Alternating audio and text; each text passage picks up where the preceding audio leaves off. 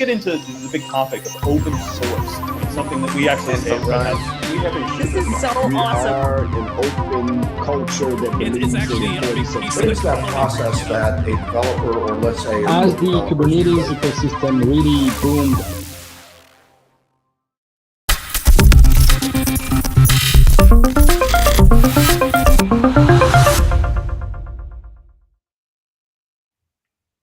Welcome to another episode of In the Clouds. I am your host, Stu Miniman, and really excited for the discussion we are going to have today.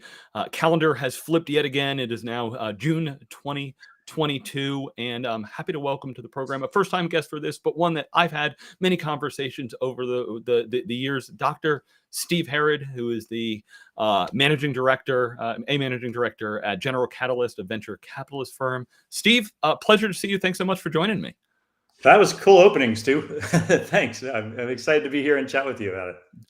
Yeah, you and I, as I said, we talked many times on theCUBE. First met you when you were the CTO at VMware. For our audience that isn't aware, you were PhD. You got your PhD from Stanford, where, of course, lots of the Valley companies and especially VMware pulled their talent. You were CTO, and everyone in the VMware community knew you from.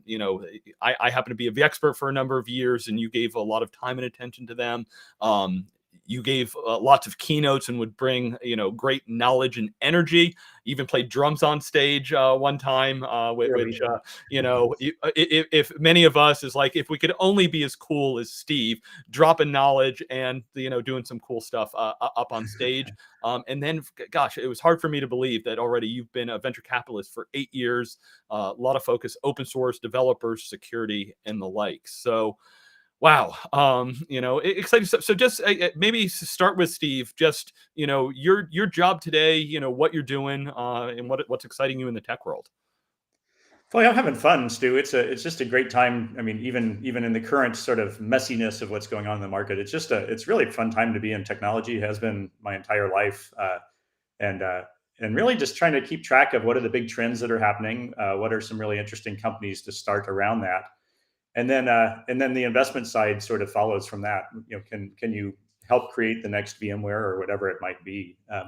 So yeah, it's if you're a technophile, it continues to be kind of one of the funnest times to be around. And we can talk about it later, but obviously COVID has made it both more challenging and easier as well. I have my first investment in Germany, for instance, and I've never been there in person or met them in person.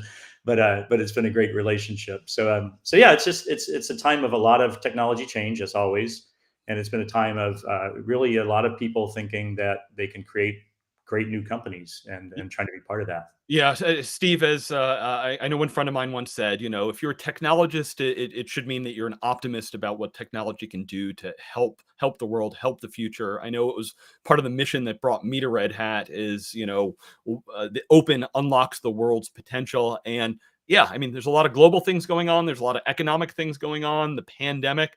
I want to put a pin in it because we're going to spend some time digging into those areas, but we can't hide the lead. Acquisition, M&A, something that you as a VC know quite a bit about. You've had some, good successful exits for some of the companies that you've been a board member and an investor on. But there was a little company that you and I both know that is potentially being acquired. So Easter egg, I've got a little bumper sticker. I remember back, 15 years ago, everybody had "I love VMware," stickers, buttons, and the like. And VMware, which has had a storied career, a big impact on both of our careers. You, of course, worked there for a lot of years. I've worked with VMware for 20 years. They were a 100-person company when I started working with them in 2002. One of my claim to fame, I was one of the first handful of people at EMC working with VMware. I trained EMC customer support on what that whole server virtualization stuff was. And it's one of those few times in my career where I was like, when the World Wide Web first came out and I was showing it to people and I'm like, no, this is really exciting. It's like, VMware is one of those that I'm like, we didn't have any idea how far it would go. I remember when Ed Bugnon showed me what vMotion was going to be when it came out. Yeah. So, those kind of things. But just to set the stage for our audience, a year after I started working with VMware, 2003, EMC bought VMware for the paltry $635 million.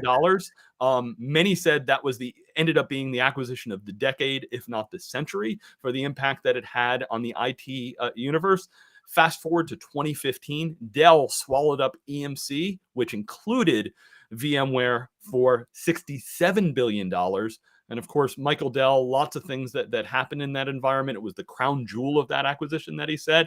A little over, but it was about 6 months ago, Dell spun out VMware, finally an independent company for the first time since 2003. And what happens? So swoops in, there is an acquisition offer by Broadcom now for $61 billion, which would be the largest software acquisition in history. I think, at the time, $34 billion for Red Hat by IBM was the largest software acquisition. So, first disclaimer, Steve and I are not recommending, or giving advice on stocks. Too much on that, but Steve, first of all, your long history and connections, and I'm sure you still know many of the executives and people in the Palo Alto area. So, what was your take when you heard about it, and what's your thinking on it? Well, it's been, just the history, as you've talked about, has been pretty interesting. I think there'll be business books written about debt and leverage and how to do this sort of thing for years to come. So it's been pretty fascinating from a business standpoint. But it's certainly been whiplash as you go back and forth. I think at this point, we're sort of moving into the next generation of how the company's going to work. The deal's not done yet, obviously, for both regulation reasons, as well as I think you called it out too, Stu. They have a interesting sort of shop period where other companies could technically come in and try to. It's a 40-day period, and we will see. There are a lot of blockers that would make that very difficult, and not sure how many companies have the interest or the funding to be able to make that happen. And Broadcom already has the approval of Michael Dell and Silver Lake, so that that was a big hurdle. Totally agree. But we can talk as much about this sort of that side of things if you want. I do think just, having been there for a long time and have so many friends that are still there, and Raghu, who runs the company, is a good friend and a great technologist. I think the question always happens, like, what next? What will become of this, not only the products, but the community and all the partnerships? And I think that's really what everyone is holding their breath about. I think I got involved, obviously, from the very early days. It was a Stanford project led by Mendel Rosenblum and his wife, Diane, who are just two amazing people. And I was in Mendel's lab with Ed Bouillon and several other folks. Just since you're in the IBM sphere, it all started by reading history books about IBM and how they had started virtualization. And that's something cool you can do in grad school. You can what's an IBM, Steve? We at Red Hat, don't pay too much. I'm just kidding. Please go ahead. In the greater sphere, I'll call it. Anyway, the point was, like, it was a pretty obvious idea from the past that just had to be realized again in the future. And that was no, I totally, absolutely. Anybody that understands the history is VMware didn't come up with the term virtual machine. There were virtual machines on the mainframe. And back when I was an analyst, every time new technologies came out, I would go talk to our CTO and say, okay, please give me the mainframe equivalent, when containerization, when, some of these pieces. I mean, heck, I remember back in the Paul Maritz days of VMware, he said, we're trying to build the software mainframe. And, the question is, with the Broadcom acquisition, will VMware become the mainframe of the software world in many ways, which means it can live a long time, but not exactly the cutting, bleeding edge of where things are going. Yeah, a lot of people watching the stream might be like, what's a mainframe? But anyway, just like stepping all the way back, I do think throughout the history of VMware, there have been a couple of key things that have made it successful. And a lot of other companies share these traits, but VMware in particular brought up some neat ones. One is just this big and ongoing investment in continued innovation. And that's, hiring great people, putting a lot of money into it, having patience to have a lot of failed projects. We have a lot of really cool failed projects over the years. But I think if you don't have a few failed ones, some of the cool new stuff doesn't show up. And that's what's put them sort of not just virtualization, but developer tools, multi-cloud services, big networking business, big storage business. So I think that, I think whenever you get into a larger company, can you keep innovation going is the top question that always comes up, the people and the patience. And then the other is something that, I think actually Red Hat's done this very well too, but just this notion of being open and showing sort of neutrality, if you will, across vendors. This type of software literally fits between all the software on one side and all the hardware on the other side. And when you get, and this is something we had to be very careful with, as you remember, Stu, when EMC bought VMware, when Dell got quite involved. Certainly you want to take advantage of access to hardware and making things very interesting. And that's maybe as a side topic could be very interesting from Broadcom. But if you don't have all the vendors getting great access to the software and running with it, it doesn't achieve the full purpose of virtualizing these layers. There's a big TBD on how this works, but for me, those are two things that are really important to watch: the innovation and the neutrality across hardware vendors. Yeah, I thought it was really interesting. The day that the rumor was announced, Pat Gelsinger happened to be on CNBC, and they asked him what he thought. And it was very telling. He was like, "I spent 8 years and poured my soul into it. VMware must innovate." And they're like, "So is it a good deal?" He's like, "Well, I don't know if Broadcom will continue the innovation." So that is, as you said, that's the big question. There's a chart that most people are quoting that if you look at, Broadcom is looking to really increase the profitability, which two of the biggest levers for increasing profitability are, do we cut R&D? Do we cut, the number of headcount that we have? And both of those could put a damper on some of the innovation that's happening there. So, yeah, I guess maybe bridge over to where this fits in cloud. It's interesting. So many times when an acquisition happens, it's like you read the headline and it's like, wait, blah blah, cloud, this and that, and you're like, yeah, I don't know. 5% of their business is cloud. Are they really that? What are they really buying it for? So it's interesting. I wrote an article when Red Hat was bought by IBM, and I was an analyst. I said, look, Red Hat could become the center of IBM's hybrid cloud strategy. That is the driver. That's where IBM's pulling it in. When I look at VMware and where they play in the cloud, obviously, they are agnostic, the Switzerland of the cloud for a lot of pieces. But where do you see VMware when you invest in a lot of companies or in the cloud environments? How does VMware fit in that ecosystem? And I feel like even like the VMworld show is being renamed, because it used to be it was VMworld's World. They were a center of the ecosystem, and it was an acknowledgement that VMware's not the center of the cloud. They have a piece of where they fit, but they were still trying to explore. VMware Explores, their new show, where they fit in the overall discussion of the IT landscape. Well, first I'll call out too. I mean, I know this is a Red Hat discussion, or certainly a sponsored area, but I actually think the strategies are very similar on the two companies, and there's certainly products that overlap and have a very similar vision of where the world should go. Yeah, the theory is at the top level, VMware's job in life has been take a bunch of messy chaos stuff at the bottom and provide some sort of abstraction layer that makes it easier to manage, cheaper, more capital efficient. And whether that layer, originally hypervisors between the hardware and an operating system, if you just sort of squint a little bit, you can imagine a layer right above the different cloud services and trying to make those a little bit easier to tame and use. Certainly have done it around networking capabilities and around storage capabilities. So I think the core notion of a lot of infrastructure-y software is this abstraction layer and nailing it right and making life easier as a result. So that's where certainly their efforts have been for a long time, and I'm sure will continue to be. I think the question for a lot of companies has been, how far to the new world do you go versus making sure you're taking along companies that haven't been able to adopt and move there as quickly. And I think that's whether it's, I don't know if hybrid cloud is still a cool name or not, but the notion of sort of let's take your on-premises apps and figure out a way to help you cloudify them and get them out into the cloud. That'll be the core mission for a lot of companies for the next at least decade, if not more. You'll have the cool new kids that are born in the cloud and never have to do their own hardware, but most of the world has a lot of legitimate reasons for having things more at the edge or in a data center. And so I think that'll be where all these strategies are zigging and zagging to get there. And I think at the very top level, you look at some of the cool efforts from both companies actually just on cloud native applications. How are people building them? And like they could care less about anything under the covers. And it'll go all the way down to much more specific things like how do I abstract out the network?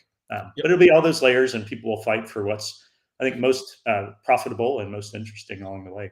Yeah, so Steve, in general, I try to avoid the ontological discussion of what terms are better or not. But from a Red Hat standpoint, hybrid is the term we've been using for more than a decade. I did an ebook last year that I'll throw in the chat there, because if I look at my environment today, I have a lot of things. Yep. If I look out 2 to 5 years from now, I'll have more things. Is that hybrid? My applications are hybrid. My infrastructure is hybrid. My tools are hybrid. My skill sets are hybrid. So hybrid's a fine term. If you want to use multi-cloud instead, that's fine. Edge gets into the mix, and we can have so many pieces. Yeah. I like the ebook though. Yeah. I'll make a plug for that as well. It's better than John Grisham. You should check it out. Thank you. Definitely a page turner. You won't want to put it down until you're finished. Yeah. So Steve, you've spent a lot of your time, looking at the security model. And when I look at, I think about, in the early days of cloud, security was a blocker for moving the cloud. The cloud doesn't do it the way my enterprise wants to. The bank, will do things.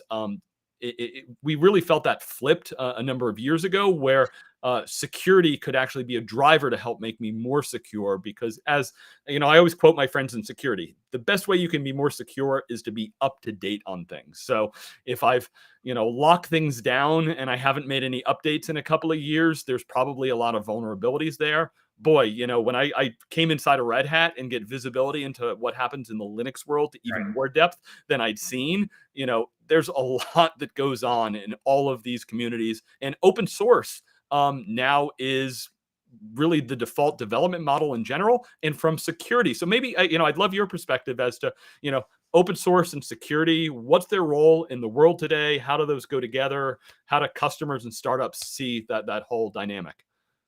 Boy, that's a lot to sort of pull together. I think I will say, so first of all, I'll say as an investor, I've picked cybersecurity as a very key area to spend most of my time. I'm on, I think, 8 boards right now of cybersecurity companies.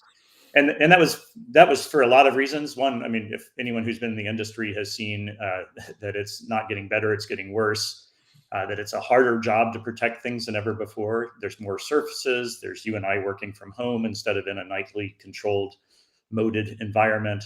You have all these different things going on that have made it harder. I think just the constant news about the different types of attacks, especially right now during Ukraine and all the other conflicts that are out there, the awareness of attacks is more than ever, and it's become a board level priority to have a risk mitigation program. And then lastly, for me, what I really love is it is one of the most technology advanced areas that people are working on. By definition, you need to be ahead of the next guy. And so you just see some really innovative and really fast moving startups able to capitalize there. So from an investor standpoint, fast moving, easy to adopt, always has a budget priority. That's great stuff. But from how do we make our world advance? It is the impediment to so many things, to the complete digitalization of everything we do, to our personal. I don't know how many times you've been hacked. I'm a bit of a target. So I've personally kind of worried about identity theft and all these different things. So it just has such a grand, for software and for the area we're in, it has some of the biggest impacts at a geopolitical level. And that makes it just really interesting. And is open source, how prevalent is open source in the world that you're living in then? So I would say open source is certainly a help in a lot of the cases. I think you'll hear 2 good debates I'm sure you have over time, Stu. One is security through obscurity, and the other is security through transparency. I think transparency probably wins. Having more eyes on it that are looking at it and making sure that that nothing obvious is there, or making it easier for someone to patch should they find the problem. All those kind of well-discussed areas of open source, I think, matter a lot. But if you kind of take it to the next level, if you take cloud and open source, then you really get the foundation of every new company that's being started right now. It's actually why it's a lot cheaper and easier to start companies in the modern world, as you can take the work that's already out there and skip the first 10 to 12 months of just building kind of some core stuff. But what that means is that you then have so many pieces of our industry and of our ecosystem that are built on top of someone else's stuff. And I think that makes it a real risk. If there's a problem in your, I guess now we call it the supply chain, and that's kind of what it is. It's your software supply chain. If you find security issues in one package, like we have with, I won't call out any of the most recent ones, but when there is a well-known and well-publicized security event, a substantial part of our economy can be actually in trouble with it. So it's a little bit of a double-edged sword. I think it offers more opportunities, but as more people use it and maybe have it built into their products and they don't have their own expertise, you really have to count on ways that others are going to be able to help you out, patch it, get it out in the systems. So it's a little scary what could happen with or without open source, with or without cloud. Yeah, and one of the things I always found interesting is there's many segments of the IT landscape where the cloud providers have been eating away at the available market. You see some of the large cloud providers say, hey, if you have a great idea, why don't you even come build it with us, rather than creating a startup. Security, we know there's no silver bullet. If you look at the layers that need to go on, when I've talked to some really large companies, and like from a Red Hat standpoint, we will never say like, hey, our job is done. We've done all of the pieces. We think about security in everything we do. We've been pushed big on DevSecOps, shift left. We've made acquisitions in this space, but we're not saying like, hey, Red Hat, we're going to be your security piece. We have a large ecosystem, including many of the companies that you sit on the boards and have done investments on. So it's a complicated, messy, I hear your statement of like, hey, every year, are we more secure or less secure? And it sure hasn't felt like it's trending, better. So, and we've heard, how many times has it been, oh, do we need a whole reboot? What's going on? Or, it's been interesting, RSA conference is coming up real soon. And I watch every year, there's the RSA show, and then there's like the Amazon, reinforced security show. And the RSA show tends to have a little bit of a downer feel. It's like you're all hacked already, and we're already doomed. And the cloud security feels a little bit more optimistic. Any advice or guidance? Where do you look for companies that are helping to move us forward? And at the end of the day, trying to help change that overall equation of security. Yeah, that's a great question, Stu. Let me talk about kind of four-ish areas for reason for optimism. I mean, certainly the overall thing about security in general, you're selling on fear or you're selling on risk, which is less fun than selling, here's how to increase your profits and et cetera. So it naturally has a little bit more of that, but it is such an enabler and matters so much. Here's 4 or 5 things that I think are super interesting. So first of all, just the notion of the clouds, as you called out originally, I think what is fascinating is the security teams at the top cloud vendors are as good as anywhere in the world. And there's a lot of them. And the idea that you can concentrate such brains and people and software and tools in a cloud level and then have it apply to so many companies, no individual company could possibly have that level of security. So I think there is a notion of hardening something that's shared by a lot that's interesting.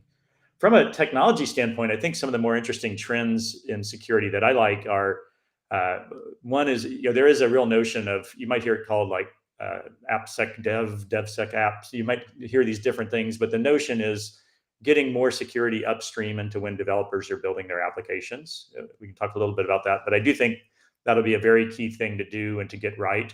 You can do better security the closer to the app. It applies whether you're deploying the app to different places.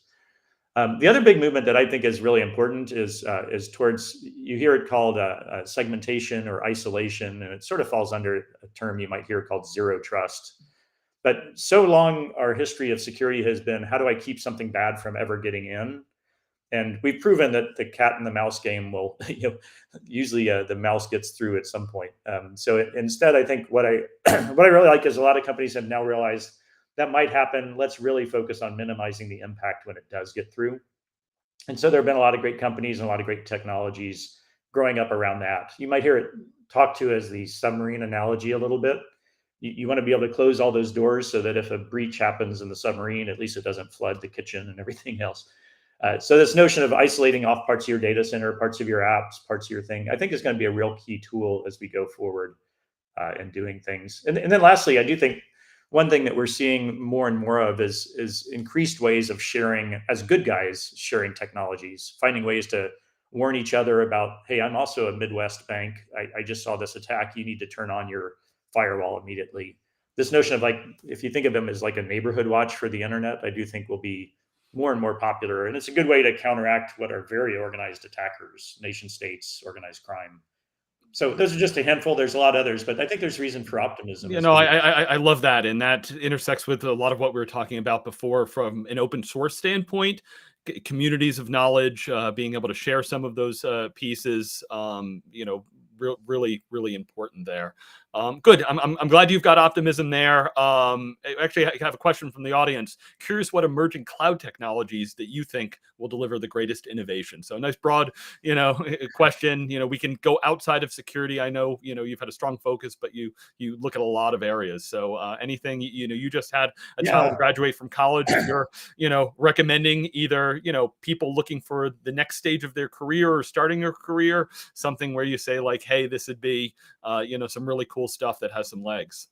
Yeah, no, these are great questions. I do think so. At the first level, I would say, not to push this too much, but cybersecurity will be the best employer for infinite time to come. It doesn't require necessarily an advanced CS degree so much as a real practitioner's knowledge there.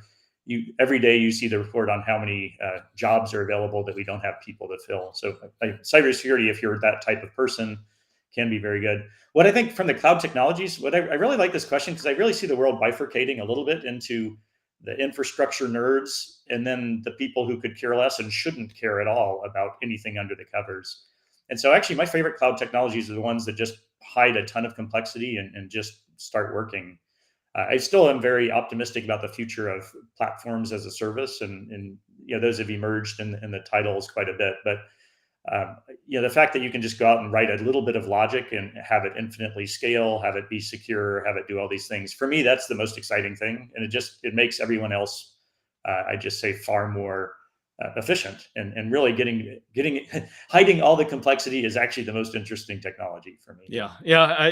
Steve, obviously, you know, was one of the things that brought me to Red Hat is it felt that we had a, you know, strong position, you know, in that overall discussion that you were talking about. And yeah, you know, my background's all on an infrastructure standpoint. And, you know, I say it every week is, you know, the only reason we have infrastructure is to run my apps, to understand what's happening with my data and all those pieces there.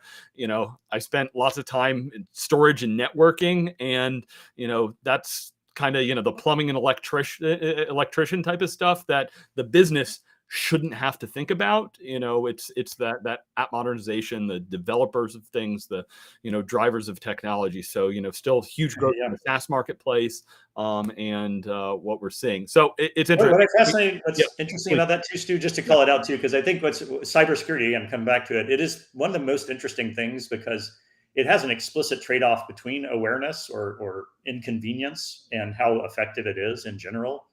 I think we always say like the strongest security is when you're not allowed on the internet, but that's not practical. So it's all about this dial on where you fit. So I think cyber is something that really you have to do dual factor authentication or something else that's just kind of annoying as part of that contract. I'd love to see all that disappear.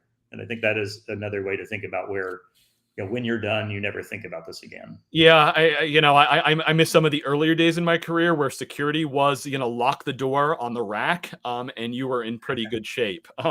So you didn't need to worry about those kind of things there. We actually, you know, of course, we got another question about the Broadcom VMware piece, and I think ties into what we were saying.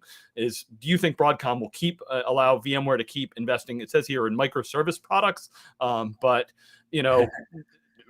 Any advice that you have for, you know, friends over in the VMware ecosystem, or working for VMware? That's interesting. You know, you could probably replace microservice with 15 other words too. That would be yeah. Well, I mean, one of the questions, you know, we all look at and say, okay, like security does, you know, there's been a history of companies taking security, bundling it off, and, you know, and selling that off. So. Yeah, you know, I don't have any insider knowledge of what will or won't happen. I think you've read that there'll be a merger of Symantec, you know, of the assets of CA, Symantec, and VMware under one brand. I think it's interesting. There's a lot of interesting technologies there. I've always thought VMware could be a very, very large cybersecurity company, for instance, and perhaps with those assets, they'll be able to marry things and use them very well. But yeah, I'd say in general, as you go to a bigger company, there's going to be less speculative investments and more things that are focused on relatively near-term profits.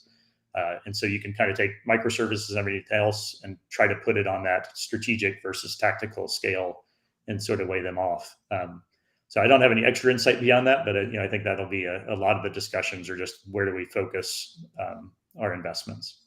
Yeah. So you mentioned, cybersecurity as a space that people might want to do. Any, what are the skill sets? I've been talking to some younger people, and it used to be, learn how to code. Many people now in the cloud, it's like, hey, understand how to be an administrator. We've got, we need way more SREs and cloud admins and cloud architects out there. So any areas specifically that you think that some of the base underlying skills could really be used, and there's things we need to do as an industry as a whole to help make sure that the global market can participate. We can raise those skill sets. We've seen certain countries invest huge in certain technology areas that have led to certain growth. So we look at the current economic environment, and sometimes it's like, hey, what can we do now to invest to make that an opportunity so that things will look better?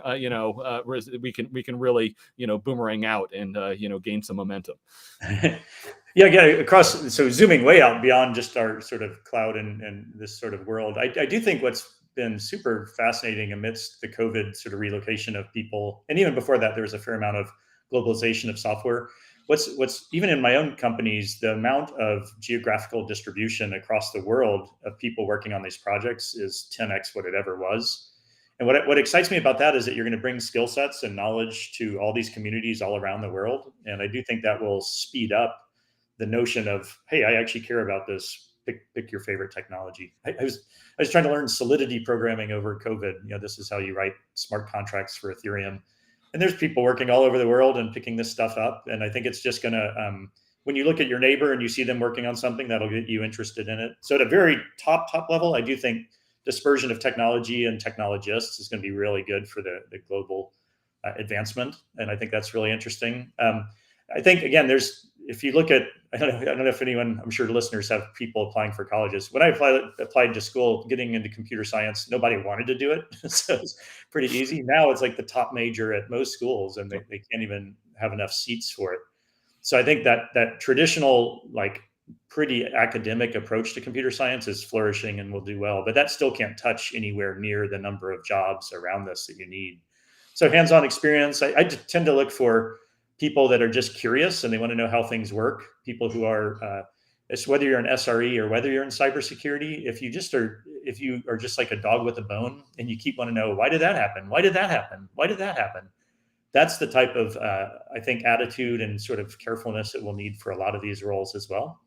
Yeah. So take that background and you apply, some tools of the trade and really understanding how it works, and you're going to have a lot of great employees. Yeah, right. And that intellectual curiosity is something that is so important, Steve. You look at your career and say, okay, how many distinct, kind of careers have you had? It's not just switching companies, but many people will switch completely what they're doing.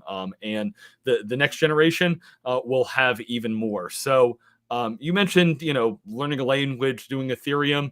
I have to ask, what's your thoughts on the whole, call it Web3 or the Metaverse, or, there's, maybe not the cryptocurrency side of things, but, there's a lot of those pieces for distributed architecture, some of which feel just to me like a continuation of things that we've been doing in the networking world for a long time. You think back about, okay, it's this Internet 3.0. It was supposed to be the semantic web, I thought, but what's your take on some of those things, which, might be outside of the cloud discussion, but definitely intersect with things?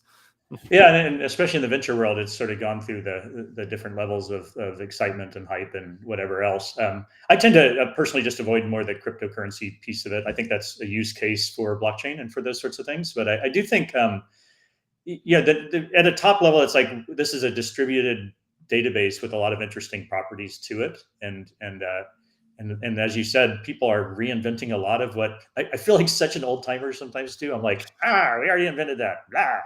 But like I had a kid talking to me the other day. He's like, so we're going to have like 5 or 6 layers on top of this, and this one will be for applications. Like, well, there's already a networking stack. If you just tell them, the problem is always in layer 8 and 9. It's always the people and the politics, because the other 7 layers. I had another kid say something like, "Hey, I think I'm going to build something in front of this particular blockchain that's going to balance the load." And I'm like, "You mean like a load balancer?" Like, so anyway, I do think there's a lot of recreation of whether it's identity, whether it's network stack stuff that just needs to get there. I will say that I am pretty fascinated by if you have total distributed database that has no one explicitly as the choke point, what can happen from that?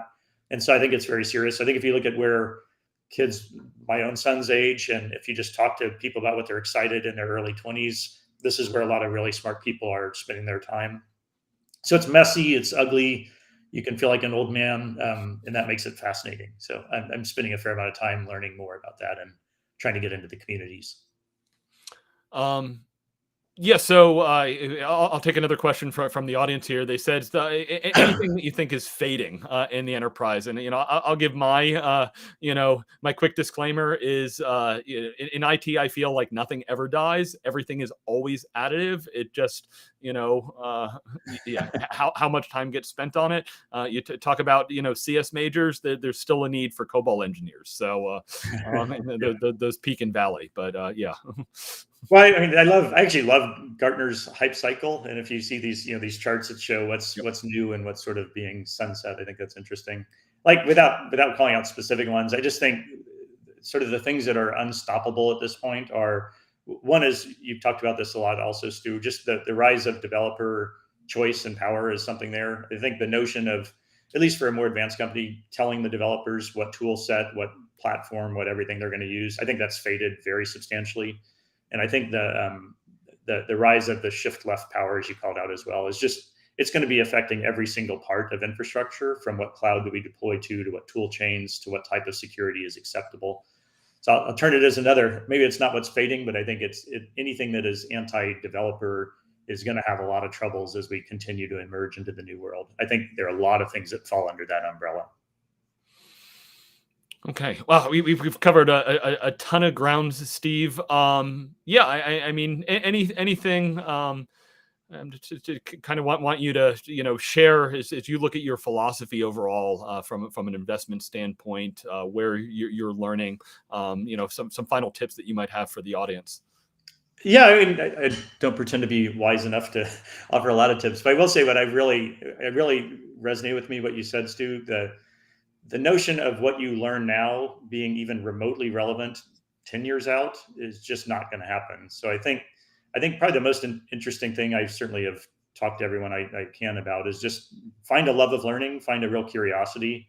And whether it's doing a show like this and talking to interesting people, whether it's picking up a book and reading it, whether it's trying out Solidity. I'm a terrible programmer at this point, to be clear, but I want my brain to be kind of stretched and have some empathy for these things. So I just say, career-wise, like, get into something, love it, work hard at it, and just know it's going to be pretty irrelevant a few years out, and keep getting ready for the next thing. Yeah, the good news, Steve, is as we've said over and over, things do tend to repeat themselves. So, yeah, if you knew the OSI 7-layer stack and people start recreating it, maybe you go back and look at what we've done before, or go read the history books. Yeah, I mean, it's fascinating that you say that Mendel and the team all were reading about IBM. My old boss Dave Vellante said that's how the external storage industry started too. They read what was happening with mainframe storage and decided to make something that would be open storage outside. So we all stand on the shoulders of the giants that came before us in the tech industry. You mentioned in the greater ecosystem, there's that company IBM. They've done a lot over the last 100 years, and still adding to that ecosystem. So no, I totally agree with it. Awesome. My other advice is to get out and see the new Top Gun. I just have to say that was, for at least people my age, that's about as cool as it gets. Yeah, Maverick, I am planning to see it. I've heard a lot of things. The disclaimer I would say is, if you have not seen the original, just realize that it was set in the 80s. So certain things that were kind of more commonplace, and the dynamics between men and women and what was acceptable there is, maybe not as proper in Good point. today's Good day and point, Stu. age. But Yes. yeah, we're trying to be overall, a little bit more understanding. So it's good sometimes when you see the progress that we have made. I heard there's a couple of cameos that I'd be excited to see in the new movie. So yeah, it's awesome, and things are opening up. Steve, yeah, are you getting to any like conferences, traveling, doing any of that sort of thing? A little bit. I mean, think like everyone else, it sort of fits and starts. You do a little bit, then you find out 3 of your friends got COVID, then you pull back, and then you. So I think we're all kind of in this fits and starts part right now. I mean, RSA in many ways might be the COVID sandwich. It's certainly what kind of started it in the tech industry. So hopefully this is towards the end of it. But Yeah. I think kind of like everyone else, you're picking your own rough tolerance and what you want to be doing there. And mine's sort of somewhere in the middle, I'd say. Yeah, no, Steve, absolutely. That was actually one of the earliest flags for me. Is I was talking. It was before I joined Red Hat, and I was talking to friends at Red Hat, and they're like, "Yeah, we're not allowed to go to RSA conference. We've been told there's too much risk for the COVID back in 2020." So that was the first show that I knew of that really everybody pulled out, and then Mobile World Congress and many others. I've been a couple of shows. So yeah, Steve, I think we're going to wrap it up there. Want to wish everybody, please do stay safe out there. Hopefully you're getting connected, seeing some more people. Do please, smash that like and subscribe button here on the video and our channel. We do run these every 2 weeks. If there is a topic or guest that you think would be great, please do reach out to me. I'm super easy to find. I'm just at Stu on Twitter. I'm stu@redhat.com for email. And we'll be back, in a couple of weeks with more topic here. Be watching, what happens with the whole VMware Broadcom thing as that rolls out. Expect it'll take at least 6 months for that to really play. And Steve, thank you again so much. Thank you to the audience, and we will see you next time. Thank you for joining us on your journey in the clouds.